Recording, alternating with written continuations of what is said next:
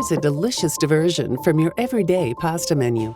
Today, we're making this mouth-watering mushroom shawarma bowl with Barilla Orzo. It's great for grab-and-go or takeout and is easily customizable. Let me show you how to make it. We'll start by preparing our olive mixture.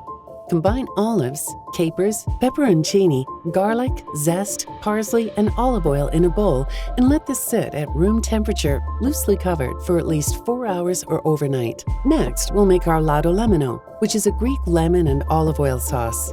In a bowl, whisk together lemon juice, honey, yogurt, and salt. Slowly add in the canola oil and extra virgin olive oil and whisk to emulsify. Now we'll make our delicious shawarma spice mix. Combine the ground cumin, coriander, cardamom, cinnamon, turmeric, paprika, black pepper, sumac, Aleppo pepper, granulated onion, and salt.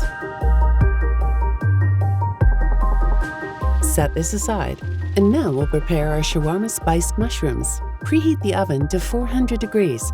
In a medium bowl, whisk together the olive oil, garlic, spice mix, and salt, and toss the mushrooms to coat. Place in a single layer on a baking sheet and roast the mushrooms until they're tender and slightly browned. Set these aside.